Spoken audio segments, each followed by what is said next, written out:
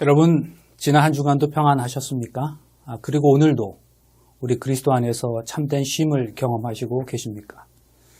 적어도 이번 3기 동안에는 그런 삶을 연습하셔서 쉼과 삶의 삶이 우리 매일의 삶에서 경험될 수 있기를 간절히 바랍니다.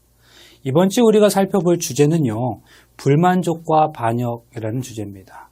지난주에는 쉴 틈 없이 바쁜 세상을 살아가면서 우리가 놓치고 있는 것들은 과연 무엇인지를 살펴보았습니다. 무엇이었죠? 우리는 너무 바빠서 기도할 수 없고 또 너무 바빠서 말씀을 읽지 못했는데요.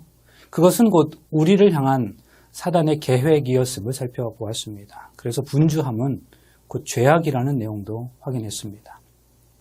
자, 이번 주에는 우리에게 진정한 안식과 쉼을 허락하지 않는 또 다른 요소들에 대해서 함께 살펴보고자 합니다. 기억절 먼저 함께 확인해 보실까요? 그들에게 일어난 이런 일은 본보기가 되고 또한 말세를 만난 우리를 깨우치기 위하여 기록되었느니라. 이번 주의 내용을 통하여 인간에게 나타난 이상한 불안 증상을 살펴볼 것입니다. 이 증상은 그리스도께 믿음과 순종으로 나오는 사람들에게 허락된 그 쉼을 경험하지 못하게 하는 타락한 인간의 기본적인 죄됨에서 비롯된 것임을 확인하게 될 것입니다. 이를 위해 세 가지 목표가 설정되었는데요. 그것들은 다음과 같습니다. 첫째로 깨닫기, 하나님과의 관계의 단절이 불평과 불만의 정신으로 이끌게 됨을 깨닫는다. 여러분, 이것은 매우 중요한 문제입니다. 불평과 불만이 불신을 이끄는 것일까요? 아니면 불신이 불평과 불만을 이끄는 것일까요? 성경은 일관되게 불신의 마음, 즉 하나님과의 관계의 단절이 불평과 불만을 이끄는 것으로 설명하고 있습니다. 둘째로 느끼기입니다. 나의 죄를 사하시고 다시 살 기회를 주시기 위해 중보하고 계시는 예수님께 감사한다. 그런 예수님을 느낄 수 있으면 좋겠고요.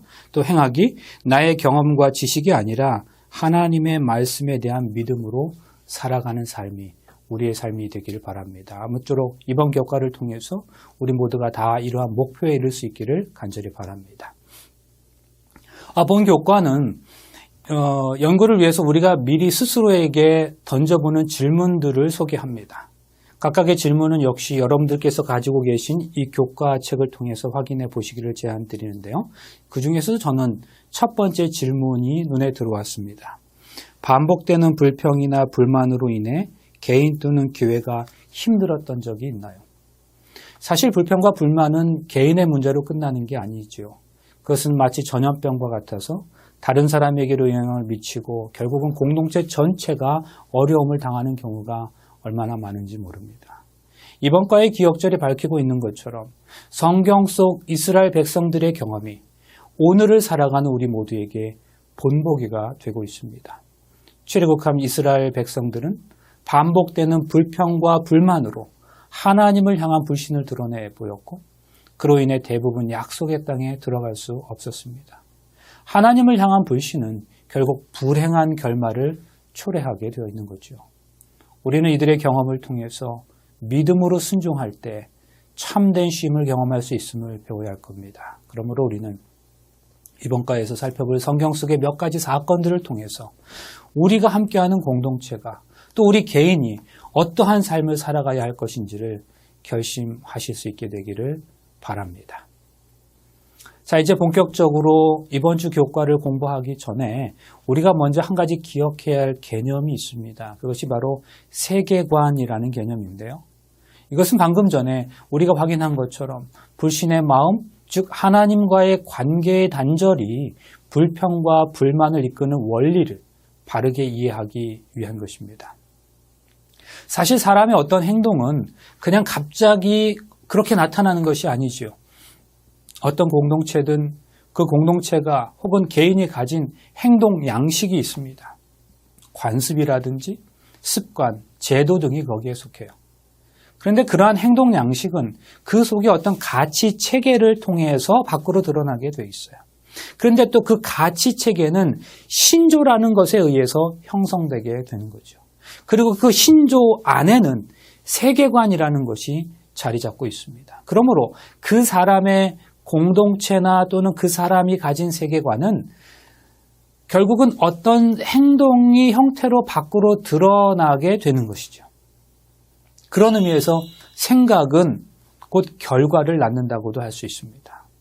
역사 속에서 인간은 단지 싸우는 동물이다.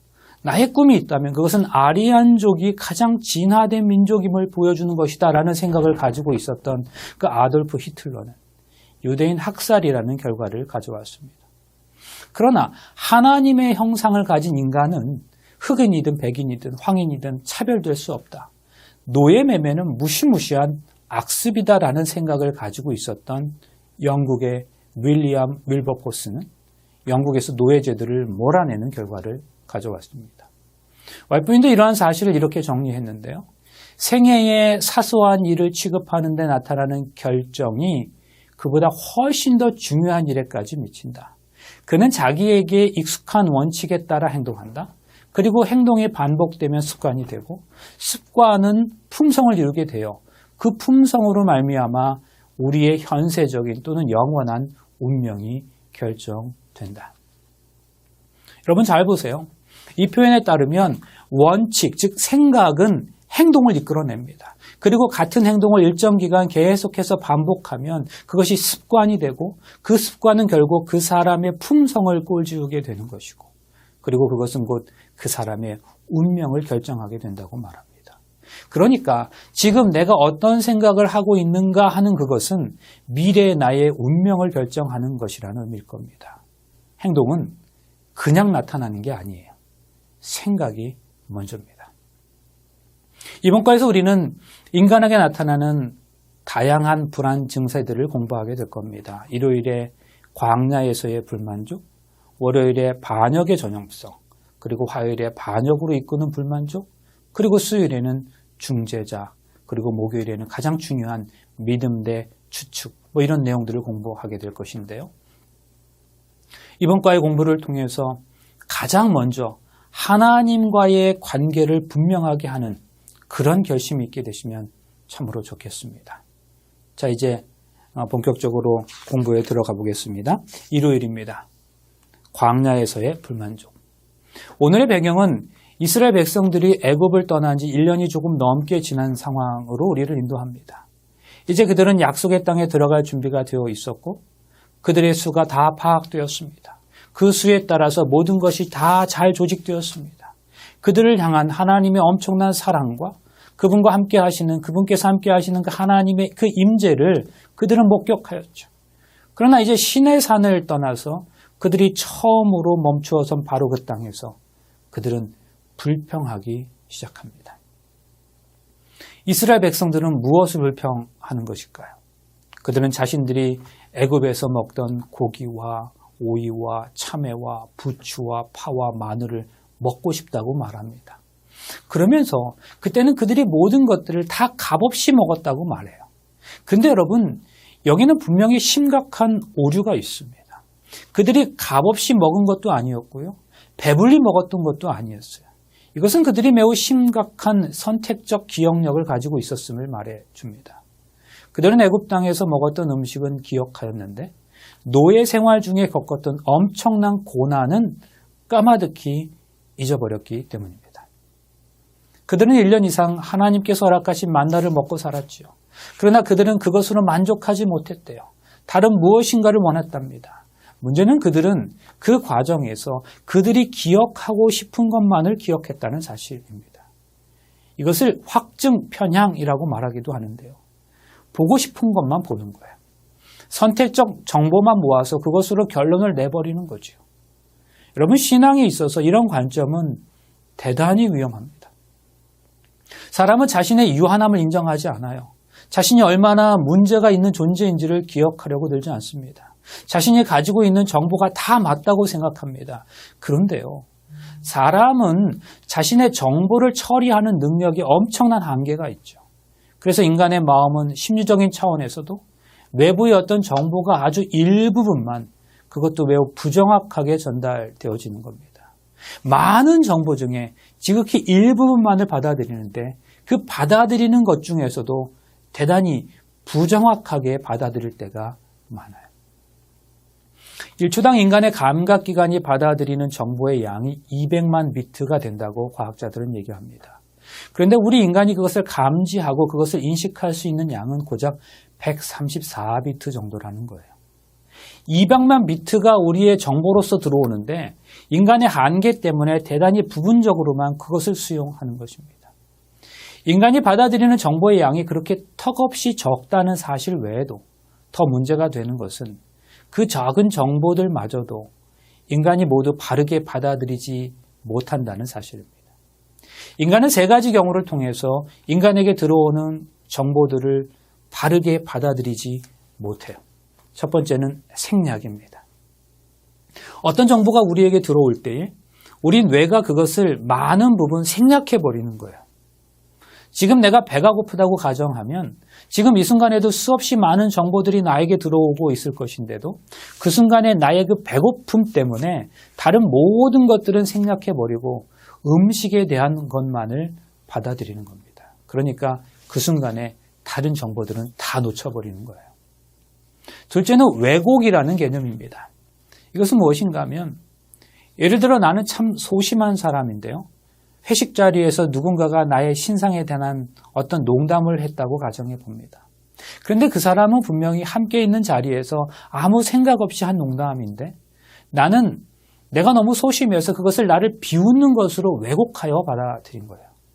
실상은 분명히 그것이 아닌데 자기 자신이 근본적으로 가지고 있는 데이터로 해석해서 실제 오는 정보가 그것이 아님에도 불구하고 그 정보를 자기 스스로가 왜곡해서 그 정보를 처리해 버리는 경우입니다. 자, 세 번째 마지막으로 일반화입니다. 이것은 자라보고 놀란 가슴, 소뚜껑 보고 놀란다는 그런 속담의 표현이 가장 적절할 것이라고 생각합니다. 한 남자가 여자와 사귀었어요. 그러다 마음에 확신이 들었어요. 그래서 그 여자에게 프로포즈를 했어요. 그런데 그 여자가 거절을 하고 말았습니다. 그런데 이 결과로 남자는 굉장한 상처를 받았죠. 그 아픈 상처가 있는 중에 얼마 후에 다른 여자를 소개받고 그 여자를 만나게 되었습니다. 그런데 그 여자를 만날 때마다 마음에 두려움이 생기는 거예요. 과거에 있었던 아픔과 상처의 기억이 지금의 이 여자가 예전의 여자가 아님에도 불구하고 같은 여자인 것으로 일반화시키는 겁니다. 이처럼 인간의 정보 이해는 매우 부정확합니다. 우리의 오감을 통한 정보 수집에 얼마나 한계가 많은지 몰라요. 우리는 너무 작은 것을 보지 못하지만 너무 큰 것도 보지 못해요. 너무 멀리 있어도 보지 못해요. 그러나 우리는 너무 작은 소리도 듣지 못하지만 또 너무 큰 소리도 듣지 못합니다. 그런데도 우리가 감각적으로 경험한 것만을 사실인 것으로 받아들이려 할 때가 너무나 많다는 사실입니다. 사실 우리 눈에 보이지 않는 건 존재하지 않는 걸까요? 그렇지 않죠. 공기나 식물에서 나오는 산소, 사람에게서 나오는 탄산가스 등은 우리 눈에 보이지 않아요. 그러나 엄연히 존재하는 것들이죠. 그래서 우리 눈에 보이는 것만이 사물의 진짜 참된 모습이라고 말할 수는 없어요. 우리 눈에 보이도록 나뭇잎을 휘날리게 하는 눈에 보이지 않는 바람, 여름에 무성한 잎사귀를 제공해 주는 것도 눈에 보이지 않는 생명 때문이죠. 만일 눈에 보이지 않는 전기가 공급되지 않는다면 우리는 그 어떤 가전제품도 사용할 수 없을 겁니다. 보이지 않는 전류의 흐름에 문제가 생겼기 때문이죠. 그러므로 보이지 않는다고 해서 없는 것이 아니고 보이는 것만 사물의 참된 모습이라고 말할 수는 없습니다. 그래서 성경은 이렇게 말하죠. 우리의 돌아보는 것은 보이는 게 아니요. 보이지 않는 것이니. 보이는 것은 잠깐이요.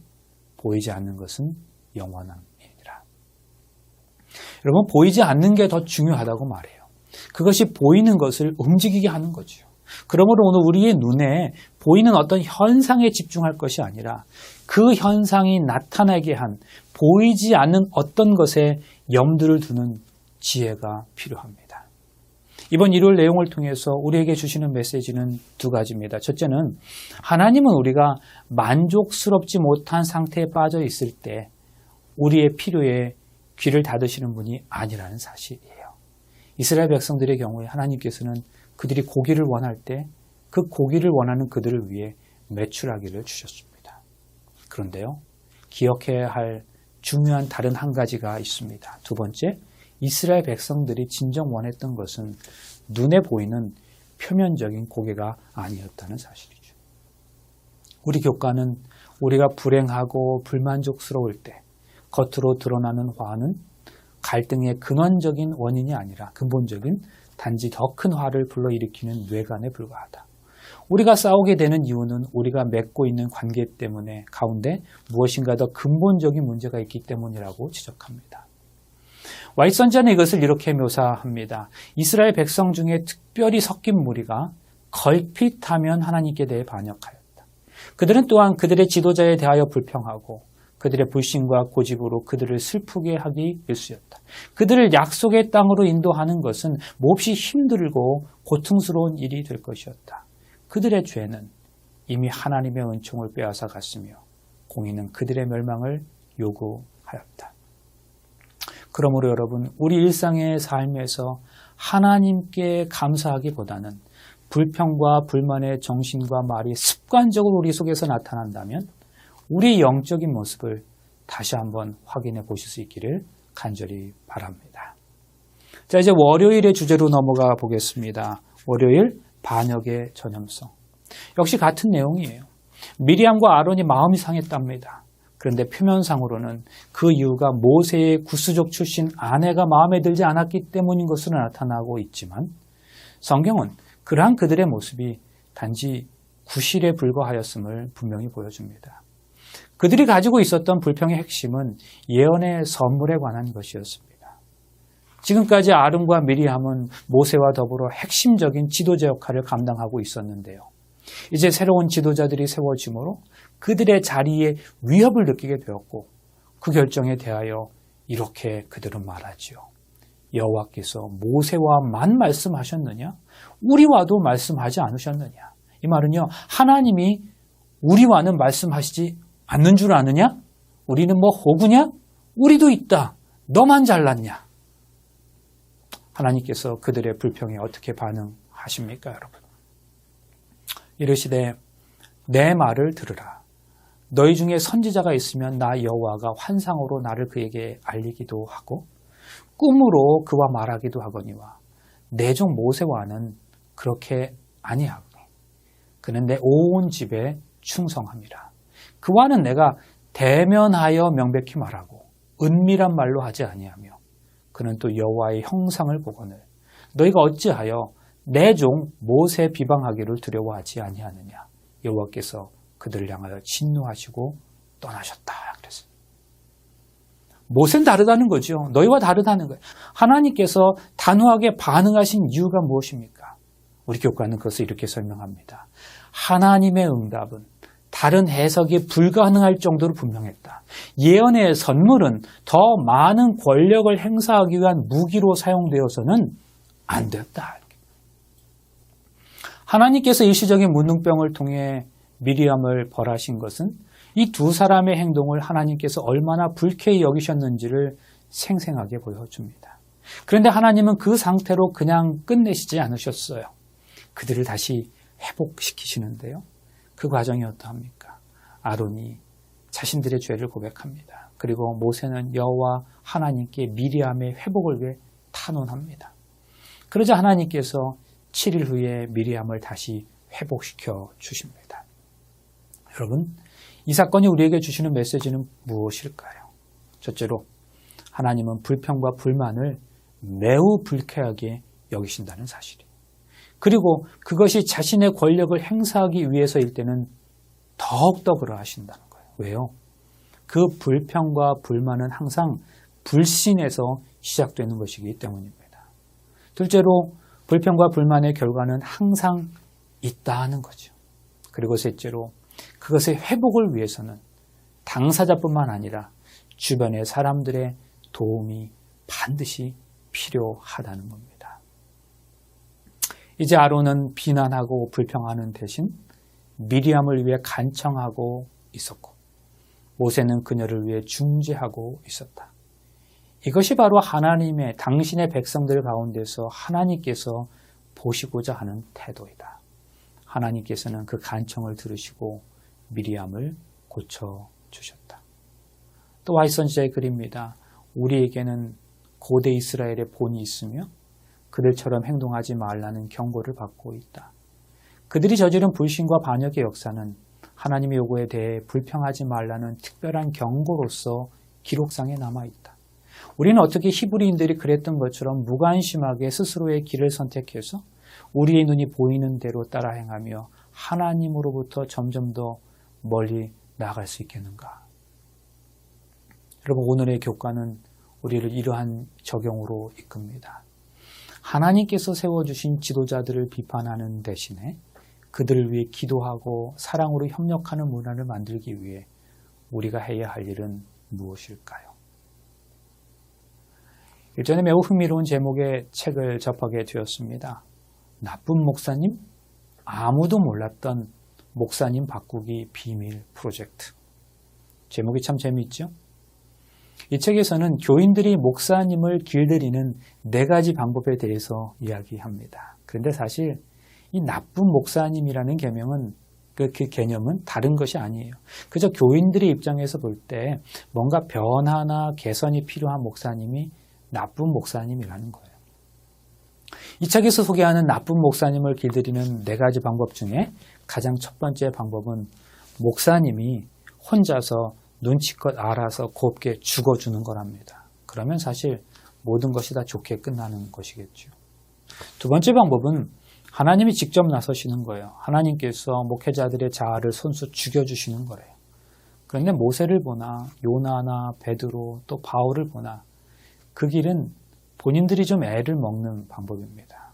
그리고 사실 옆에서 보기에도 녹록하지 않은 방법이기도 하고요. 그런데 세 번째와 네 번째 방법으로 소개된 것들은 교인들이 직접 할 수 있는 것들이에요. 하나는 좀 직설적인 것이고 다른 하나는 우회적으로 그리고 정반대의 방법으로 표현하는 것이랍니다. 직설적이라는 것은 그야말로 노골적으로 교인들의 감정을 목회자에게 드러내어 보인다는 말입니다. 설교가 그게 뭡니까? 그건 설교도 아니죠. 준비는 제대로 하시는 겁니까, 목사님? 설교 시간에 예언의 신하고 다른 책 좀 줄줄 읽지 마세요. 아예 무슨 책을 읽으실 거라고 미리 말씀해 주시면 우리가 주중에 읽을 테니 제발 좀 제대로 된 설교 좀 부탁드립니다. 목사님 너무 밖으로 돌아다니시는 거 아니에요? 아예 한두 달 나가 계시지 그러세요. 그럼 교회 꼴이 어떻게 되나? 방문은 제대로 하시기나 합니까, 목사님? 목사님은 하루 쉬고 하루 놓으시는 것 같아요. 무슨 운동을 그렇게 잘하세요? 목사님은 못하시는 운동이 없네요. 아예 운동장에서 사시는 거 아니에요? 시간도 참 많으신가 보네요. 또 이런 거, 전임 목사님 말씀인데요. 그렇게 하시다가 그 다른 교회로 옮기실 수밖에 없었거든요. 그러니 좀 알아서 하세요. 뭐 이런 것. 그런데 이 책은 4번째 방법을 이렇게 소개합니다. 목사님 성질 죽이고 싶다? 때려잡으면 안 된다. 그러면 그 성질 홀랑홀랑 자꾸 더 살아난다. 많이 사랑해드려야 한다. 잘 살라고 많이 사랑해드리면 목사님은 거꾸로 깜빡깜빡 곧잘 죽으신다. 목사님 보고 그 성질 좀 죽이세요. 그렇게 모진 이야기 할 것 없는 거다. 우리 목사님 좀 죽여주세요 하고 하나님에게까지 부탁할 것도 없다. 그냥 우리가 하면 된다는 말이다. 사랑을 푹푹 떠서 많이 먹여드리면 된다는 말이다. 목사님을 죽여라. 진짜 죽이라는 말 아니다. 목사님을 사랑으로 녹이라는 이야기다. 그렇게 하라는 이야기다. 정말 이런 교인들 만나면 안 죽을 재주가 없을 겁니다. 성질이고 뭐고 그런 것이 비죽거리고 살아서 기어오를 틈이 없을 겁니다. 그런 요상한 것들은 꼼짝없이 다 죽어버릴 것입니다. 비명 한번 못 지르고 말입니다. 그런데 여러분, 이것이 비단 교인들과 목회자와의 관계에서만 가능한 이야기겠습니까? 사실 우리 모두가 함께하는 이 믿음의 공동체 구성원 모두 서로가 서로에게 필요한 것 아니겠습니까? 그래서 우리 교과는 이렇게 마무리하고 있습니다. 우리 가운데 비판의 정신보다는 사랑과 용서와 연합의 정신이 가득하기를 바랍니다. 각자의 부족함을 인정하고 서로를 위해 기도해주며 함께 협력하여 선을 이루는 믿음의 공동체가 되도록 도와주시옵소서.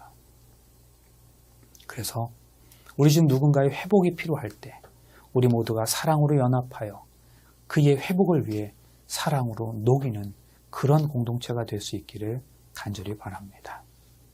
이제 화요일의 주제로 넘어가 보겠습니다. 반역으로 이끄는 불만족. 이번 이야기는 긍정적인 모습으로 시작됩니다. 마침내 이스라엘 백성들은 가나안 국경에 도착했고 그 땅을 살펴보기 위해 12 정탐꾼을 파견했습니다. 그리고 그들은 돌아온 정탐꾼들의 보고를 들었습니다. 부정적인 것과 긍정적인 보고 앞에서 그들은 부정적인 것에 더 집중합니다. 그와 함께 올라갔던 사람들은 이르되 우리는 능히 올라가서 그 백성을 치지 못하리라. 그들은 우리보다 강하니라 하고 이스라엘 자손 앞에서 그 정탐한 땅을 악평하여 이르되 우리가 두루 다니며 정탐한 땅은 그 거주민을 삼키는 땅이요 거기서 본 모든 백성은 신장이 장대한 자들이며 거기서 네피림 후손인 아낙 자손의 거인들을 보았나니 우리는 스스로 보기에도 메뚜기 같으니 그들이 보기에도 그와 같았을 것이니라. 여러분 사실 묵상하는 주제가 더 커지는 법이에요. 우리가 문제를 묵상하면 할수록 그 묵상의 주제가 계속해서 커지게 돼 있어요. 그래서 그 문제가 나를 압도해버리는 거죠. 그러나 우리가 문제 해결자 되시는 하나님을 묵상하면 그 하나님이 점점 더 커져서 우리 앞에 문제는 아무것도 아닌 것이 되게 되는 거예요. 그래서 우리가 무엇을 묵상하는 것은 대단히 중요한 문제죠. 이스라엘 백성들은 승리의 개가를 부르며 전진하는 대신에 불만 가득한 마음으로 문제 앞에서 불평하기로 선택했습니다. 그 결과 어떠한 일이 일어납니까?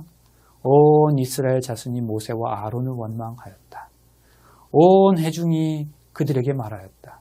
차라리 우리가 이집트 땅에서 죽었더라면 더 좋았을 것이다. 아니면 차라리 우리가 이 광야에서라도 이미 죽었었더라면 더 좋았을 것이다. 그런데 주님은 왜 우리를 이 땅으로까지 끌고 와서 칼에 맞아 죽게 하는가? 왜 우리의 아이들과 아내들과 자식들을 사로잡히게 하는가? 차라리 이집트로 돌아가는 것이 좋겠다. 여러분 상황은 점점 더 나빠졌습니다. 이스라엘 자손 온 회중에게 이제 갈렙과 여호수아가 호소하죠. 우리가 탐지하려고 두루 다녀온 그 땅은 매우 좋은 땅입니다. 주께서 우리를 사랑하신다면 그 땅으로 우리를 인도하실 겁니다. 젖과 꿀이 흐르는 그 땅을 우리에게 하나님은 주실 겁니다. 다만 여러분은 주를 거역하지만 마십시오. 여러분은 그 땅 백성을 두려워하지 마십시오. 그들은 우리의 밥입니다. 그들의 방어력은 사라졌습니다. 주께서 우리와 함께 계시니 그들을 두려워하지 마십시오. 그러나 갈렙과 여호수아의 호소는 완전히 무시당했습니다. 영감의 글은 말합니다. 불충실한 정탐꾼들은 큰 소리로 갈렙과 여호수아를 중상하고 그들을 돌로 치자고 소리쳤다. 미친 듯한 폭도는 저 충성스러운 사람들을 죽이려고 던질 것을 잡았다. 그들이 미친 듯이 앞으로 달려나갈 때 갑자기 그들의 손에서는 돌이 떨어지고 무서운 침묵에 압도되어서 그들은 공포에 떨었다.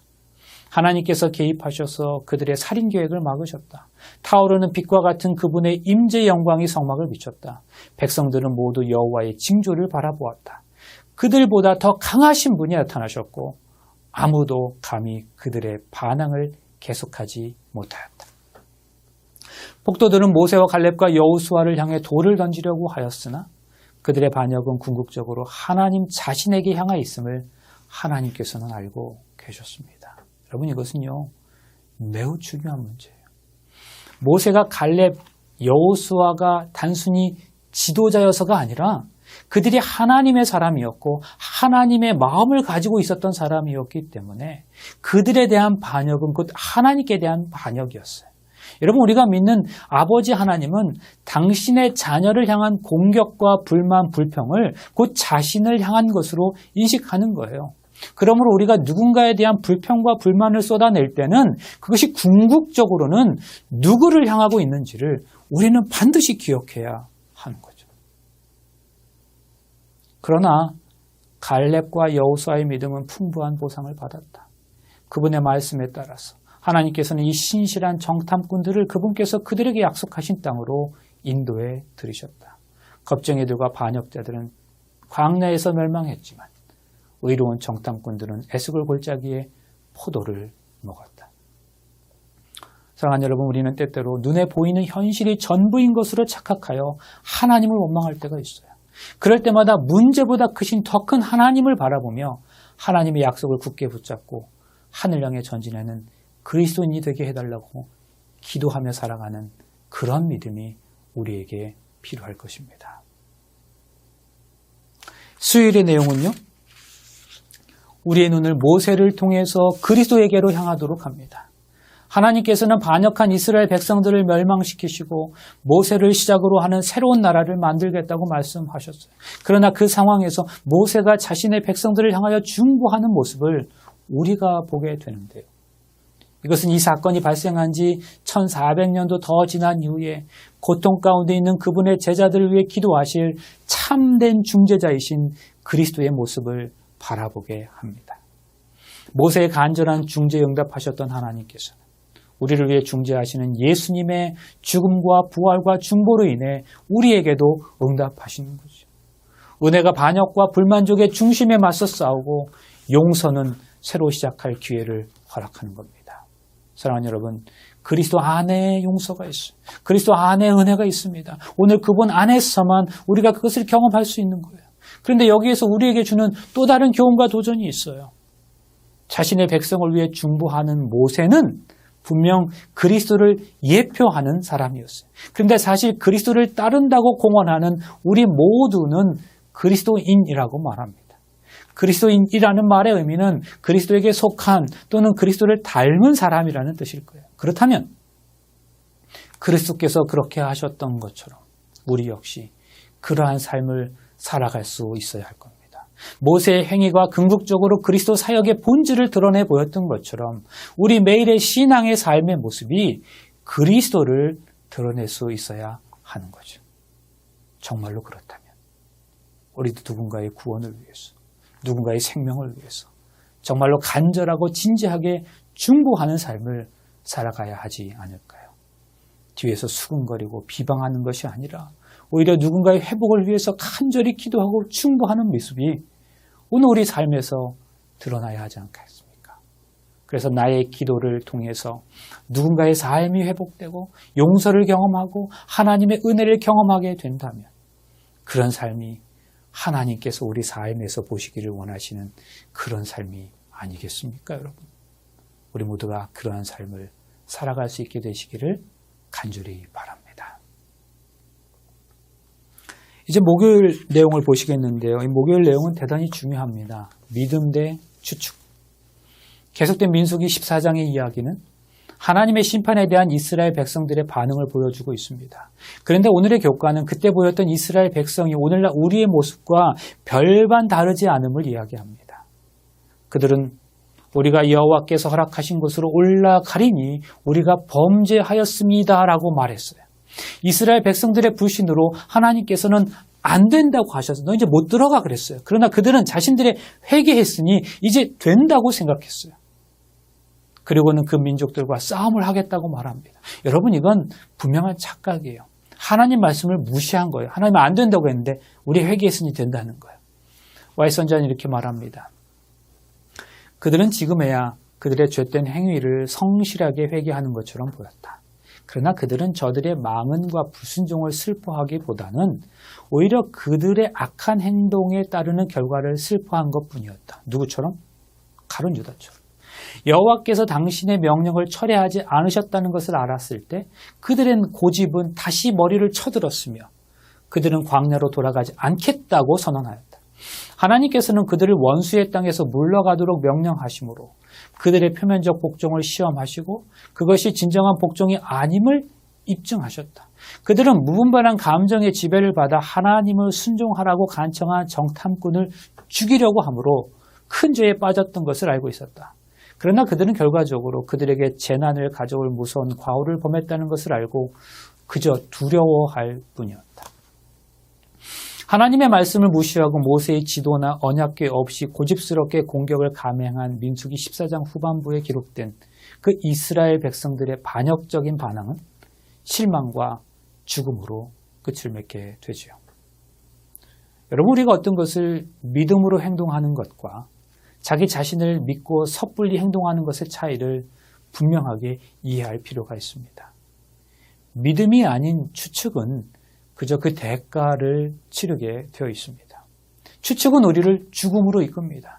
종종 추측은 두려움에 의해 유발됩니다. 무언가에 대한 두려움으로 인해서 우리는 훗날 후회하게 될 결정을 또 하게 되는 거죠. 어떤 사람들은 하나님을 믿는 큰 믿음을 가지고 있노라고 공언하고 비록 증거는 없을지라도 그들의 기도에 따른 특별한 선물과 특별한 응답을 받은 것이라고 생각했다. 그들은 추측을 믿음으로 잘못 생각했다. 믿음의 기도는 결코 잃어버린 바 되지 않는다. 그러나 언제나 우리가 기대한 그대로의 방법과 요구한 소원 그대로 응답되어야 한다고 주장하는 것은 추측이다. 거기 믿음과 추측의 설명이 잘 되어 있죠. 이제 또 우리가 함께 살펴보고자 하는 내용은 시대의 소망의 내용인데요. 좀 길지만 한번 계속해서 보겠습니다. 그러나 믿음은 조금도 추측과 관련이 없다. 참된 믿음을 가진 자만이 추측하는 일에서 벗어날 수 있다. 추측은 사단의 모조판 믿음이기 때문이다. 믿음은 하나님의 약속을 주장하고 순종의 열매를 맺는다. 추측도 약속을 주장하지만 사단이 그러했듯이 범죄를 변명하기 위하여 그것을 이용한다. 믿음은 우리의 첫 부모들로 하나님의 사랑을 신뢰하고 그분의 명령들을 순종하도록 인도하였을 것이다. 추측은 하나님의 크신 사랑이 그들을 죄의 결과에서 구원해 줄 것이라고 믿게 하므로 하나님의 율법을 어기도록 이끌었다. 은혜를 받을 수 있는 조건들을 따르지 않으면서 하늘의 은총을 요구하는 것은 믿음이 아니다. 참된 믿음은 성경의 약속들과 준비해 놓으신 것들을 기초로 한다. 사단은 불신을 일으키는 일에 실패할 때에 흔히 우리로 추측하도록 이끄는 일에 성공한다. 그는 만일 우리를 스스로 불필요하게 시험의 길에 들어서게 만들 수 있다면 승리는 자신의 것임을 안다. 하나님께서는 순종의 길을 걷는 모든 사람을 지켜주실 것이다. 그러나 그 길을 이탈하는 것은 사단의 영역에 위험을 무릅쓰고 들어서는 것이다. 그곳에 들어가면 우리는 틀림없이 패배한다. 구주께서는 우리에게 시험에 들지 않게 깨어 기도하라고 명령하셨다. 묵상과 기도는 위험의 길로 무모하게 들어가지 않도록 우리를 지킬 것이며 많은 패배를 면하게 해줄 것이다. 하나님의 분명한 말씀이 있었음에도 이스라엘 백성들은 믿음이 아닌 인간적인 추측에 따라 행동했고 그러한 그들의 행동은 비참한 결과를 초래했습니다. 그러므로 우리는 인간의 경험과 지식에 의존한 신앙이 아니라 온전히 하나님의 말씀에 근거한 신앙이 되도록 매 순간마다 자신을 완전히 내려놓고 하나님의 뜻에 온전히 복종하는 그리스도인이 되어야 할 것입니다. 이제 이번 주 교과를 정리합니다. 우리는 우리의 신앙 여정에서 믿음과 추측의 차이를 구분할 수 있어야 할 겁니다. 그리고 그 마음의 동기를 분명히 살필 수 있어야 할 것입니다. 죄는 용서받을 수 있지만 그 죄의 결과는 피할 수 없다는 사실도 잊지 말아야 할 겁니다. 불만족과 불평은 하나님께 대한 불신의 마음에서 시작되는 것입니다. 무엇보다 우리 매일의 삶에서 그분과 연결된 삶을 살아감으로 우리의 삶이 진짜 평안하고 행복한 삶이 되실 수 있기를 간절히 바라면서 이번 주 교과를 마무리하겠습니다. 다음 주에는 참된 쉼을 경험하지 못하도록 방해하는 근본적인 원인들에 대해서 살펴보겠는데요. 잠시 성도 여러분들께 한 가지 안내를 드립니다. 지금 여러분들께서 수 에이비니라는 그 유튜브 채널을 통해서 이 교과 방송을 하시고 계시는데요. 이 교과 방송을 보다 빨리 그리고 놓치지 않고 시청하시는 방법이 있습니다. 이것을 구독하시는 방법인데요. 이건 매우 쉽습니다. 지금 여러분 이 화면에 있는 구독 혹은 서브스크라이브 버튼을 눌러만 주시면 앞으로는 교과 동영상이 업로드 되는 대로 바로 여러분들께 알려드리기 때문에 이 영상이 업로드 되자마자 여러분들께서 바로 교과 공부에 참여하실 수 있겠습니다. 아무쪼록 이번 한 주에도 아끼며 사랑하며 살도록 우리에게 허락하신 그 믿음의 형제들과 더불어 하나님의 평안을 맛보시기를 간절히 바라면서 오늘의 교과를 마치겠습니다. 감사합니다.